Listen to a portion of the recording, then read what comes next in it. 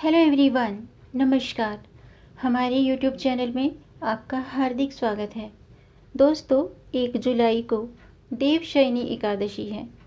ये एकादशी आषाढ़ माह के शुक्ल पक्ष की एकादशी होती है और इस एकादशी का व्रत करने से समस्त पापों का नाश होता है। एकादशी व्रत करने के साथ साथ दोस्तों कथा भी ज़रूर सुननी चाहिए। आज हम इस वीडियो में देवशयनी एकादशी की व्रत कथा सुनेंगे। तो वीडियो शुरू करने से पहले आपसे अनुरोध है, अगर आप इस चैनल पर नए आए हैं और पहली बार आए हैं तो इस चैनल को सब्सक्राइब कर दीजिए और बेल आइकन बटन भी प्रेस कर दीजिए ताकि आने वाली वीडियो देख सकेंगे आप सबसे पहले। और जिन्होंने ये चैनल सब्सक्राइब कर दिया है उनका दिल से आभार, बहुत बहुत धन्यवाद। दोस्तों, इसी तरह इस चैनल को अपना प्यार देते रहिएगा और वीडियो को अंत तक ज़रूर देखिएगा ताकि कोई भी जानकारी छूट न जाए। तो आइए शुरू करते हैं। धर्मराज युधिष्ठिर ने कहा कि हे केशव, आषाढ़ शुक्ल पक्ष की एकादशी का नाम क्या है? इस व्रत के करने की विधि क्या है और किस देवता का पूजन किया जाता है? भगवान श्री कृष्ण कहने लगे कि हे युधिष्ठिर, जिस कथा को ब्रह्मा जी ने नारद जी से कहा था वही मैं तुमसे कहता हूँ। एक समय नारद जी ने ब्रह्मा जी से यही प्रश्न किया था।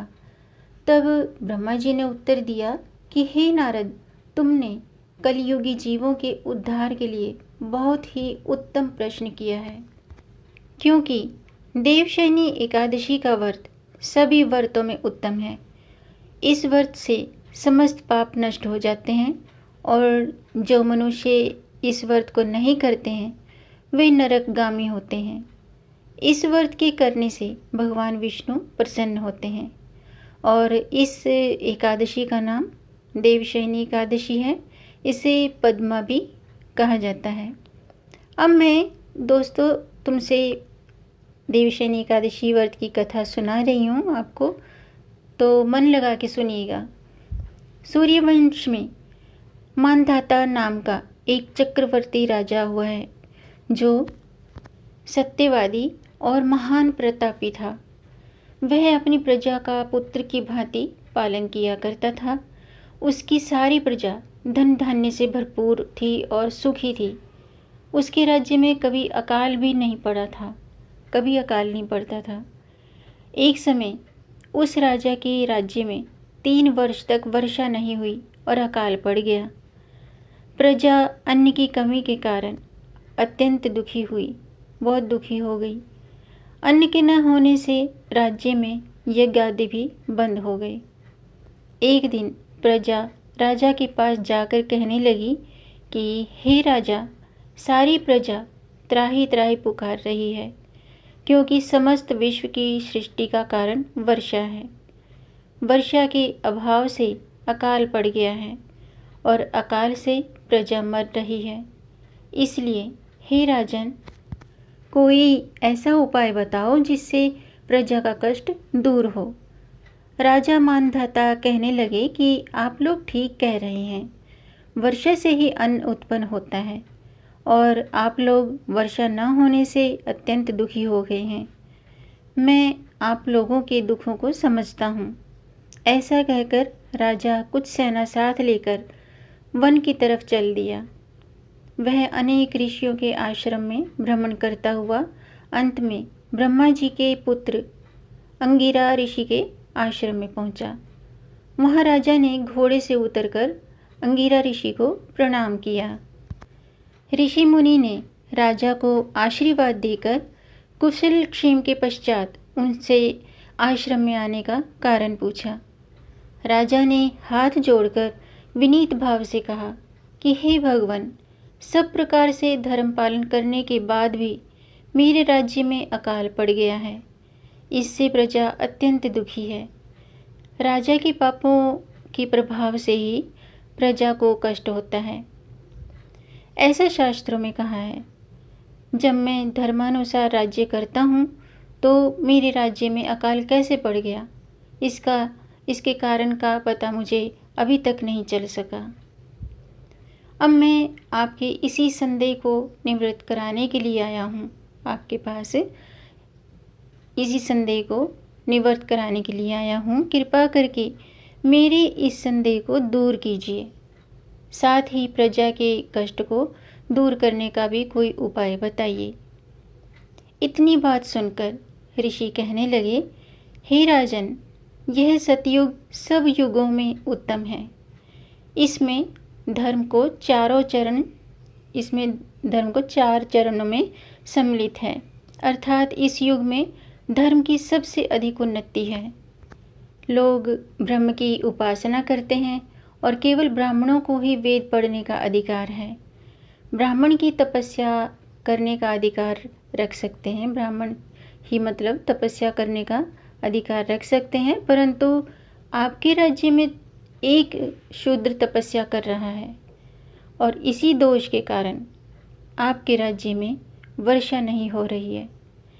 इसलिए यदि आप प्रजा का भला चाहते हो तो उस शूद्र का वध कर दो। इस पर राजा कहने लगा कि महाराज, मैं उस निरपराध तपस्या करने वाले शूद्र को कैसे मार सकता हूँ? आप इस दोष से छूटने का कोई और दूसरा उपाय बताइए। तब ऋषि कहने लगे कि हे राजन, यदि तुम अन्य उपाय जानना चाहते हो तो सुनो। आषाढ़ मास के शुक्ल पक्ष की पद्म नाम की एकादशी का विधि पूर्वक व्रत करो। व्रत के प्रभाव से तुम्हारे राज्य में वर्षा जरूर होगी और प्रजा सुख प्राप्त करेगी, क्योंकि इस एकादशी का व्रत सब सिद्धियों को देने वाला है और समस्त उपद्रवों का नाश करने वाला है।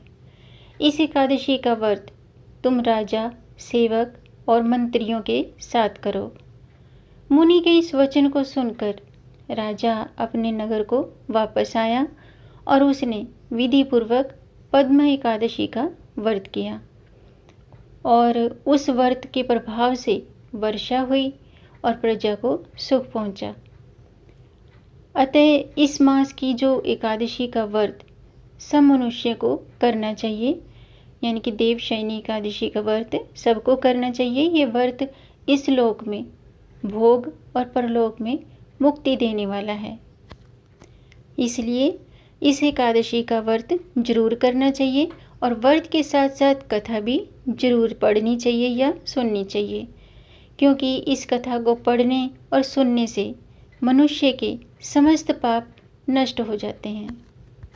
यह व्रत परलोक में मुक्ति देने वाला माना गया है और इसी दिन से चतुर्मास का भी आरंभ हो जाता है।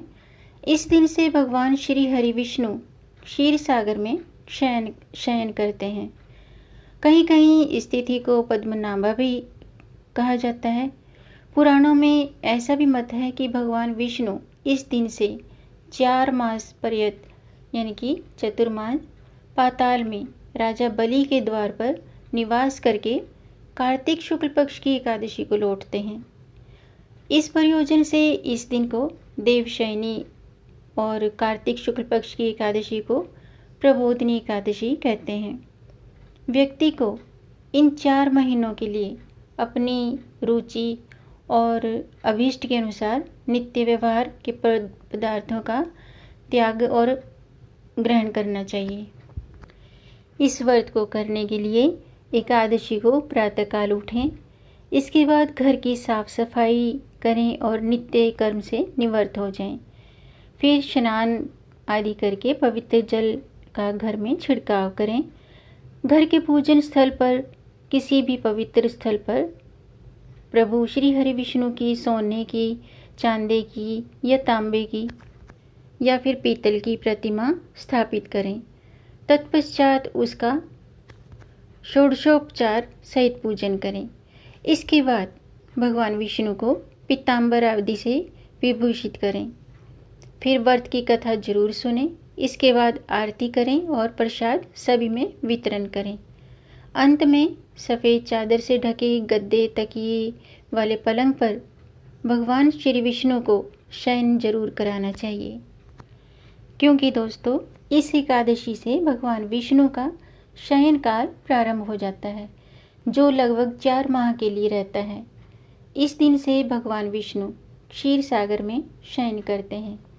इस दिन इस एकादशी का व्रत करते हुए कथा भी ज़रूर सुने और साथ में विष्णु चालीसा या विष्णु सहस्त्र नाम का पाठ भी ज़रूर कीजिएगा। तो दोस्तों, उम्मीद है आपको ये वीडियो पसंद आई होगी। आपको ये जानकारी अच्छी लगी हो तो आप इसे लाइक कर सकते हैं। लाइक के बटन को दबाएंगे तो वो नीला हो जाएगा और इस वीडियो को आगे बढ़ा के शेयर कर दीजिए अपनी फैमिली में, अपने फ्रेंड्स में, ताकि उन्हें भी इस जानकारी से लाभ प्राप्त हो। और अगर आपका कोई प्रश्न है या कोई सुझाव है तो कमेंट बॉक्स में ज़रूर लिखिएगा। मेरे चैनल को सब्सक्राइब ज़रूर कीजिएगा ताकि आने वाली वीडियो देख सकेंगे आप सबसे पहले। और वीडियो को अंत तक देखने के लिए दोस्तों आपका बहुत बहुत धन्यवाद। मिलेंगे नई जानकारी के साथ, तब तक आप खुश रहें, स्वस्थ रहें, अपना ख्याल रखें और अपनों का भी ख्याल रखें। जय श्री हरि, हर हर महादेव।